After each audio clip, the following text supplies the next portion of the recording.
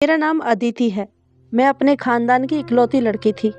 मेरे पापा 5 भाई थे। उनमें से किसी को भी ऊपर वाले ने बेटी नहीं दी थी। इस हिसाब से तो मुझे अपने खानदान की लाडली बेटी होना चाहिए था। पर यहाँ तो मामला ही उल्टा था। मेरा खानदान बेटियों से नफरत करता था। इस वजह से मैं एक ही लड़की थी, मेरी बुआ, जिन्होंने मेरे दादा के दुश्मन के बेटे से मोहब्बत की और शादी कर ली। पर जब यह बात मेरे दादा को पता चली तो दोनों घरों में तूफान उठ गया, जिसमें मेरे दादा और एक चाचा अपनी जान से हाथ धो बैठे। मेरी बुआ को घर में कैद कर दिया गया, पर बुआ ने भी खुदकुशी कर ली। तब से इस खानदान को बेटियों से नफरत हो गई। जाने मेरे बाकी चाचा के घर बेटी आई या नहीं आई, या उन्होंने आने ही नहीं दी। पर मैं इस दुनिया में आ गई। मेरी माँ तब इस दुनिया में मुझे अकेले छोड़कर चली गई जब मैं सिर्फ 10 साल की थी। अब मेरी उम्र 18 साल है। मेरा घर मेरे लिए एक जेल है। यहाँ कोई मुझसे प्यार नहीं करता, किसी को मेरी परवाह नहीं है। मुझे खानदान में होने वाली शादियों में भी नहीं ले जाया जाता। सारा खानदान मुझसे नफरत करता है और मैं भी किसी से मोहब्बत करती हूँ। उसका नाम सुरेश है। वो मेरा पड़ोसी है, पर मैं जानती हूँ कि वह कभी भी मुझसे शादी नहीं करेगा। उसके माँ बाप और वह खुद भी कभी ऐसा नहीं चाहेगा, पर मेरा दिल सिर्फ उसके लिए धड़कता है। एक दिन मेरी सामत तब आई जब मैं अपने छोटे चाचू से टकरा गई। मेरे हाथ में चाय का कप था जो उनके सफ़ेद कपड़ों पर जा गिरा। सोने पर सुहागा ये हुआ कि जब वो मुझसे डांट रहे थे तो उसी पल उनको एक कॉल आई। यह कॉल उनके ऑफिस से आई थी। कॉल सुनकर मेरे चाचू हक्के बक्के रह गए। क्या नुकसान हो गया हमारा, वो भी लाखों का। मेरे चाचा ने कॉल बंद की और सीधा मेरी तरफ देखा, जैसे नुकसान मेरी वजह से हुआ हो। मैं बहुत घबरा गई। तुम ही हो मनहूस लड़की, इतना कहकर वह वहाँ से चले गए और मैं वहीं खड़ी रोने लगी। मैंने देखा सुरेश वहीं दूर खड़ा यह सब देख रहा था, लेकिन जैसे ही मैं उसकी तरफ पलटी तो वो भी बिना कुछ कहे ही वहाँ से चला गया। सच कहते हैं, सपने अपनी औकात देखकर ही देखने चाहिए। कुछ दिन गुजरे। मेरी ज़िंदगी में एक और भूकंप आ गया। मेरे पापा मेरे लिए रिश्ता देख चुके थे। मैं किसी और से शादी नहीं करना चाहती थी। मैं दिन रात परेशान रहने लगी। एक दिन मेरी चाची ने कहा कि तैयार हो जाओ, तुम्हें देखने लड़के वाले आ रहे हैं। मैं उनके सामने कुछ बोल नहीं सकती थी। जब मैं तैयार होकर बाहर आई तो यह देखकर हैरान रह गई कि जिस लड़के का रिश्ता मेरे लिए आया था वो तो देखने में पापा से भी बड़ा लग रहा था। पापा तो उनसे ऐसी बातें कर रहे थे जैसे रिश्ता पक्का हो चुका हो। वो लोग तो मुझे देखते ही पसंद कर बैठे थे। जब मैं अपने कमरे में वापस आई तो मैं बहुत परेशान थी। सारी रात रोती रही और सोचती रही कि अब हिम्मत नहीं करूँगी तो कब करूँगी। आखिर ये मेरी ज़िंदगी का सवाल था। अगले दिन छुट्टी का दिन था। नाश्ते की टेबल पर सब मौजूद थे। मैंने सबको कहा कि मुझे एक ज़रूरी बात करनी है। न जाने फिर मुझ में इतनी हिम्मत कहाँ से आ गई। पापा, मुझे आपसे एक ज़रूरी बात करनी है। आप जहाँ मेरा रिश्ता करना चाहते हैं मैं वहाँ शादी नहीं करना चाहती। मेरा ये कहना था कि सब मेरी तरफ देखने लगे। मेरी चाची ने तो मुंह पर हाथ रख लिया और आपस में बातें करने लगी। मेरे पापा ने मुझसे पूछा कि क्यों नहीं करना चाहती, तो मैंने कहा कि मैं किसी और को पसंद करती हूँ। सब मुझ पर टूट पड़े। मुझे बातें सुनाने लगे कि तुम्हें शर्म नहीं आती सबके सामने ये बात करते हुए। मैंने भी कह दिया, अपनी मर्जी से अपने पति को पसंद करना मेरा हक है और अपना हक मांगने में मुझे कोई शर्म नहीं है। मैं सुरेश से मोहब्बत करती हूँ, उनसे शादी करना चाहती हूँ। जब मैंने कहा तो चाची मेरे करीब आई और मुझे एक जोरदार थप्पड़ मार कर कहने लगी कि आज तो तुमने अपनी जुबान पर उस सुरेश का नाम ले लिया, दोबारा उसका नाम भी लिया तो मैं तुम्हें जान से मार डालूंगी। मैंने अपने पापा की तरफ देखा तो वो भी मुझे उन लोगों की साइड ही लगे। सब ने मुझे बहुत बातें सुनाई, कहा कि मैं बहुत बेशरम हूँ। सब कहने लगे कि इस लड़की की हिम्मत तो देखो, आज सबके सामने आकर इसने अपनी पसंद का इजहार कर दिया, कल को जाने क्या करेगी। 1 हफ्ते के अंदर इसकी शादी करके इसे यहाँ से दफ़ा करो। मेरे पापा ने कहा ऐसा ही होगा। मैंने पापा की तरफ देखा तो उन्होंने भी मुझसे नज़रें चुरा ली। मेरा दिल किया कि मैं खुद को अभी मार डालूं। मुझे लगा था कि शायद पापा मेरा साथ देंगे, पर किसी ने मेरा साथ नहीं दिया। 1 हफ्ते के अंदर अंदर मेरे लिए रिश्ता तलाश कर दिया गया। अफसोस की बात यह थी कि वो रिश्ता मेरे लिए सुरेश ने देखा था। उसके भरोसे वाले लोग थे। जो लोग पहले हमारे घर आए थे, उन्होंने तो रिश्ता करने से अचानक मना कर दी और मेरे पापा को सुरेश का लाया हुआ रिश्ता सही लगा। मुझे इस 1 हफ्ते के लिए कमरे में ही बंद रखा गया। मुझसे किसी ने बात तक न की। मेरे साथ जानवरों की तरह सलूक किया गया। मुझे खाना देते और कहते कि हम तो तुम्हें इस घर से दूर भेजना चाहते थे, पर तुम तो इस घर से दूर ही नहीं जाना चाहती हो। सुरेश से शादी करने का ख्याल अपने दिमाग से निकाल दो, वह तुम्हारा कभी नहीं होगा। उसके माँ बाप तुम्हें कभी भी बहू के रूप में स्वीकार नहीं करेंगे। मैं हिम्मत हार गई थी। मेरा हौसला टूट गया था। मैं बहुत परेशान हुई। मुझे तैयार करवाकर मेरे दूल्हे के साथ बैठा दिया गया और शादी की रस्म शुरू हो की गई। मेरा दूल्हा, जिसका नाम विजय था, अचानक खड़ा हुआ। उसने कहा कि ये शादी करने से पहले मेरी कुछ शर्तें हैं। पहले मेरी उन शर्तों को आपको माननी होंगी, उसके बाद ही मैं इस लड़की से शादी करूँगा। मेरे पापा ने कहा कि तुम्हारी जो भी शर्तें हैं बता दो। मेरे होने वाले पति ने कहा कि वह शर्तें सिर्फ मेरे पापा को ही बताएगा। मेरे पापा और विजय एक तरफ चले गए और 1 घंटे तक आपस में न जाने क्या बातें करते रहे। दोनों वापस आए। उसके बाद विजय ने मुझसे शादी कर ली। मैं अपने घर से विदा हो गई, लेकिन मैंने एक प्लान बना लिया था जिसे मैं आज ही रात पूरा करने वाली थी। मैं सुरेश के अलावा किसी और की नहीं हो सकती थी। मेरे पास एक जहर की बोतल थी जिसे मुझे पहली ही रात पीकर खुदकुशी करनी थी। लेकिन जब विजय मेरे कमरे में आया तो उसने मेरे हाथ में जहर की बोतल देख ली। उसने एक हाथ में बोतल पकड़ी और दूसरा हाथ मेरी तरफ बढ़ाया। मुझे लगा कि विजय मुझे मारेगा, गुस्सा करेगा, पर उसने मेरे कंधों पर हाथ रखा और कहा कि तुम ऐसा क्यों करना चाहती हो। मैंने कहा कि तुम्हें जानने की भी कोई ज़रूरत नहीं। उसने कहा कि मैं कभी भी तुम्हारे साथ कोई ज़बरदस्ती नहीं करूँगा। खुदकुशी करने की कोशिश मत करो। उसने कहा कि वह मेरे साथ रहना चाहता है, मुझे खुश रखने की पूरी कोशिश करेगा। उसने मुझसे बहुत आराम से बात की, मुझे तसल्ली दिलाई। मैंने उसे सारी बात बता दी कि मैं सुरेश से मोहब्बत करती हूँ। इसमें क्या बुरा था? मोहब्बत करना पाप है क्या? मैंने आपको पहले ही बता दिया है। मैंने आपको धोखा नहीं दिया। अगर मैं आपको न बताती तो यह धोखा होता। मैंने कहा कि मुझे तुमसे पति पत्नी वाला रिश्ता नहीं रखना है। उसने कहा कि मुझे भी ज़बरदस्ती रिश्ते बनाने का कोई शौक़ नहीं है। वो मेरा ख्याल रखेगा और उसे मेरे बीते हुए कल से भी कोई परेशानी नहीं है। विजय मेरे कमरे में चला गया। मैंने चैन की सांस ली। विजय की माँ भी थी, जो बहुत ही अजीब औरत थी। मुझे उनसे बहुत ही डर लगता था। वो मुझे बहुत गौर से देखती। विजय ने मुझे तसल्ली दी और यकीन दिलाया कि मैं उसके साथ सुरक्षित हूँ। लेकिन सुबह होते ही एक खबर ने मेरे कदमों तले से ज़मीन निकाल दी।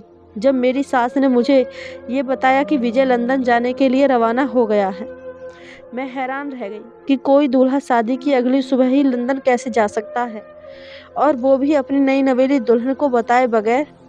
विजय तो ये कह रहा था कि मेरे साथ रहेगा और हर अच्छे बुरे दिनों में मेरा साथ देगा, लेकिन वो तो सुबह उठते ही मुझे छोड़कर चला गया। मेरा सर घूम गया। मैंने गुस्से में आकर अपनी सास से कह दिया कि आपका बेटा ऐसा कैसे कर सकता है? कम से कम मुझे बताकर तो जाता, मुझसे मिलकर तो जाता। तो मेरी सास ने कहा कि उसने शादी के पहले ही तुम्हारे पिता के सामने 3 शर्तें रखी थी। उसमें से पहली शर्त यही थी कि वह शादी के अगले ही दिन अपनी जॉब पर चला जाएगा। क्या तुम्हारे पिता ने तुम्हें ये नहीं बताया? इसके बाद मेरे पास कोई जवाब नहीं था। क्या कहती कि मेरे पापा ने मुझे सच में कुछ नहीं बताया? मैंने उनसे पूछा कि बाकी की 2 शर्तें क्या हैं? उन्होंने कहा कि अपने पिता से भी पूछ लेना। मैं अगले ही दिन अपने घर गई। अपने पापा को बताया कि मेरा पति तो मुझे बताए बगैर ही लंदन चला गया है। मेरे पापा ने कहा कि ये कौन सी नई बात है? दूसरी औरतों के पति भी तो जॉब के लिए मुल्क से बाहर जाते हैं। तुम्हारा ही पति कौन सा अकेला घर छोड़कर गया है? मैं पापा को हैरान होकर देखने लगी। उन्होंने कहा कि अब तुम अपना घर संभालो और अपनी सास की सेवा करो। पति बाहर गया है तो वापस भी आ जाएगा। आज से हमारे घर आने की ज़रूरत नहीं है। मैंने सोचा था कि अब तो मैं इन सब से दूर चली गई हूँ, अब तो ये मेरा साथ देंगे, लेकिन अब भी घर वालों का रवैया मेरे साथ ऐसा ही था। मैं रोती हुई वहाँ से निकली तो घर से बाहर जाते हुए मैं सुरेश से टकरा गई। उसने मेरी आंखों में आंसू देखे पर कोई सवाल नहीं किया। मैंने भी उससे कोई बात नहीं की, लेकिन उसे शिकायती नज़रों से देखा जरूर था। कहीं ना कहीं वही मेरा मुजरिम था। मुझ में कोई कमी नहीं थी, उससे खूबसूरत थी। अगर वो मुझे अपना बना लेता तो आज मेरी पूरी ज़िंदगी ऐसी न होती। वह जानती थी कि सारी उम्र मुझे उन पापों की सज़ा मिलेगी जो मैंने किए ही नहीं। अगर वह चाहता तो मुझे बचा सकता था, पर वो भी जालिम बन गया था। मैंने अपनी सास से विजय का नंबर लिया। सोचा कि उसे कॉल करके ही पूछ लूँ कि उसने मेरे साथ ऐसा क्यों किया। मेरी सास ने पहले तो मुझे नंबर देने से काफ़ी आनाकानी की, पर फिर नंबर दे ही दिया।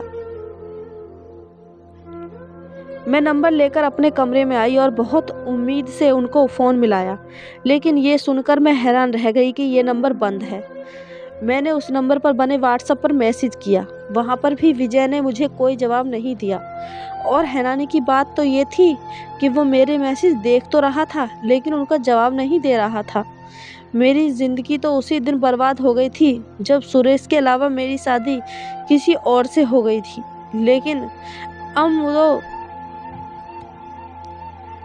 लेकिन अब तो मुझ पर जुल्म ये हुआ था कि मेरा पति मुझे पहले ही दिन छोड़कर चला गया और अब तो मेरी बात तक नहीं सुन रहा था। मैंने किसी तरह हालात को एक्सेप्ट कर लिया, क्योंकि मेरे पास और कोई चारा नहीं था। मेरी सास ने कहा कि वह जल्द ही वापस आ जाएगा। मेरे पास मेरे जीने की कोई वजह नहीं थी, कोई रास्ता नहीं था। फिर घर में कुछ अजीब हरकतें होने लगी। जब रात को एक दिन मेरी आंख खुली तो मैंने देखा कि मेरी सास मेरे हाथ पकड़े बैठी थी। मैं उनको वहाँ देखकर चौंक गई तो कहने लगी कि मैं तुम्हें देखने आई थी कि तुम सो रही हो या नहीं। मुझे नहीं लगा कि उनको मेरी इतनी फिक्र थी कि वह अपनी नींद खराब करके मुझसे पूछने आएंगी कि मैं सोई हूँ या नहीं। पहले दिन तो उन्होंने ये बहाना बना दिया कि वो मुझे चेक करने आई थी, लेकिन अब ये रोज़ होने लगा। जब मैं गहरी नींद में सो जाती तो मेरी सास मेरे पास ही बैठी रहती। मैं उनसे बहुत डरी हुई थी।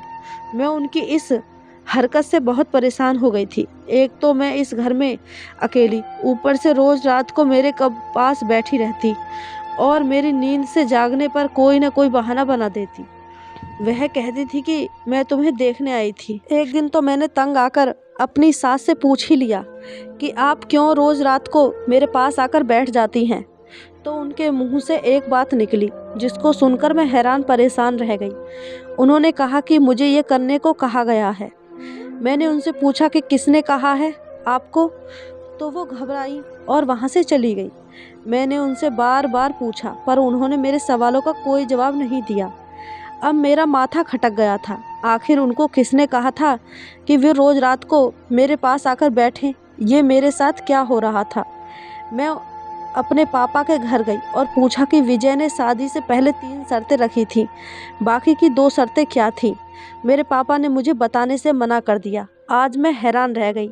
मेरे सब्र का बांध टूट गया था। पापा, उस परमात्मा के पास मेरी माँ से आपकी भी मुलाकात होगी। अभी से सोचना शुरू कर दीजिए कि आप उस दिन उनके सवाल का क्या जवाब देंगे जब वो पूछेंगे कि मेरी बेटी का ख्याल रखा था कि नहीं। मैं रोते हुए वहाँ से चली गई। मेरे पापा कुछ न बोले। मैंने कसम खा ली कि मैं मरते दम तक इस घर में वापस नहीं आऊँगी। 3 महीने इसी तरह गुजर गए। मुझे खबर मिली कि मेरे मायके में कोई झगड़ा चल रहा है। शायद मेरे चाचू आपस में लड़ रहे थे, लेकिन मुझे उससे कोई वास्ता नहीं था। मैं वहाँ जाती थी तो मेरे साथ गैरों से भी बुरा सलूक किया जाता था। मैंने वहाँ जाना और वहाँ की खबर रखनी छोड़ दी। विजय ने भी मेरे एक भी मैसेज का जवाब नहीं दिया। मैं सारी रात रोती, पूरा दिन मुझसे ना गुजरता। मुझे मेरी ज़िंदगी से नफ़रत होने लगी थी। जी चाहता था कि आत्महत्या कर लूं, लेकिन मेरी सास हर समय मेरे साथ साथ ही रहती थी। एक दिन तो मुझ पर आसमान टूट पड़ा जब विजय की तरफ से मुझे तलाक के पेपर मिले। मैं हैरान रह गई। इस शख्स ने मेरे साथ ये क्या कर दिया। एक दिन भी मेरे साथ नहीं गुजारा और मुझसे साथ निभाने के वादे करके अकेला छोड़ गया। अब परदेश में बैठे बैठे उसने मुझे तलाक दे दिया। मुझ में ऐसी क्या गलती हुई जिसकी मुझे सजा दी जा रही है। मैं बहुत परेशान थी। अब मेरी सारी हिम्मत जवाब दे चुकी थी। मैं घर की छत की तरफ गई और मेरी सास ने मुझे रोकने की कोशिश की, पर मैंने हाथ छुड़वा दिया। मैं बिल्कुल किनारे पर खड़ी हो गई। बस मैं वहाँ से कूदने ही वाली थी कि किसी ने मेरा हाथ पकड़कर मुझे अपनी तरफ खींच लिया। मैं हैरान रह गई यह देखकर कि वह शख्स सुरेश था। तो तुम मरना चाहती हो? सुरेश ने जब ये कहा तो मैं हैरान रह गई। वो मुझे वहाँ से ले गया और गाड़ी में बैठाकर एक सुनसान जगह पर ले आया। वो एक पार्क था। वहाँ पर हम आमने सामने बैठे थे। मेरा दिलो दिमाग में हजार सवाल थे। सुरेश ने मुझे कहा कि मैं इस दुनिया की सबसे बड़ी बेवकूफ़ और जल्दबाज लड़की हूँ। जिस तरह तुम मुझे पसंद करती थी, मैं भी तो तुम्हें पसंद करता था। मैं तुमसे शादी करना चाहता था, लेकिन मैं जानता था कि यह सब इतना आसान नहीं है। मेरे माँ बाप तुमसे नफरत करते थे, इसलिए मैंने दिल ही दिल में सोच रखा था कि मैं खुद कुछ बन जाऊं तो फिर मैं तुमसे शादी करूंगा। पर तुमने जल्दबाजी में आकर सब कुछ खराब कर डाला। जिस विजय नाम के लड़के ने तुमसे शादी की है, वह मेरा बचपन का जिगरी दोस्त है।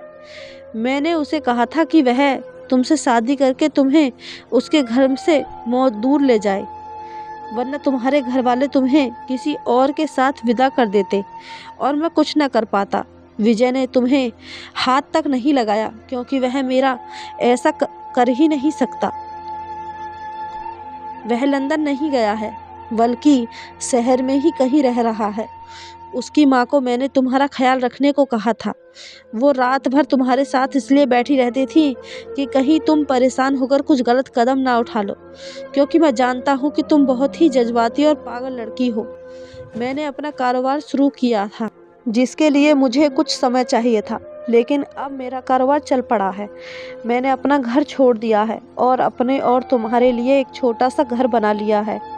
आज मैं तुम्हें लेने आया हूँ। हम जल्द ही शादी कर लेंगे और हमेशा हमेशा के लिए एक साथ रहेंगे। मैं पहले से ही तुम्हारे लिए ये सब कुछ करना चाहता था, लेकिन ये सब होने से पहले तुम्हें बताना नहीं चाहता था। कहीं तुम उम्मीद ना बांध लो। और हाँ, तुम्हारे साथ जो भी हुआ उसे एक बुरा सपना समझकर भूल जाओ। मेरे साथ एक नई जिंदगी जीना जरूर शुरू करो। मैं हैरान रह गई, सुरेश को देखती रही। सुरेश ने जैसा कहा था मैंने वैसा ही किया। उसने मुझसे शादी कर ली और मुझे एक बहुत प्यारे और खूबसूरत घर में ले आया। उसने कहा कि अब घर को सजाना है, ये तुम्हारा घर है। कुछ सालों के बाद सुरेश के माँ बाप ने भी उसे माफ़ कर दिया। वो हमसे खुश हो गए, लेकिन सुरेश उनसे खुद ही मिलता था। मुझे कभी उनके पास लेकर नहीं जाता था। कहता था कि वह नहीं चाहता मेरे माँ बाप तुमसे ऐसी वैसी कोई बात करें कि तुम्हें दुख हो। मैं सुरेश के साथ हंसी खुशी रह रही हूँ। मुझे सारी ज़िंदगी अपने घर वालों की नफ़रत की वजह समझ में न आई, लेकिन शायद इस नफ़रत को झेलने के बदले में मुझे सुरेश जैसा हमसफ़र मिला। तो दोस्तों, ये थी हमारी आज की कहानी। आपका क्या कहना है इस कहानी के बारे में? कमेंट करके हमें ज़रूर बताएं। कहानी अच्छी लगी हो तो चैनल को सब्सक्राइब, वीडियो को एक लाइक ज़रूर कर दें। धन्यवाद दोस्तों।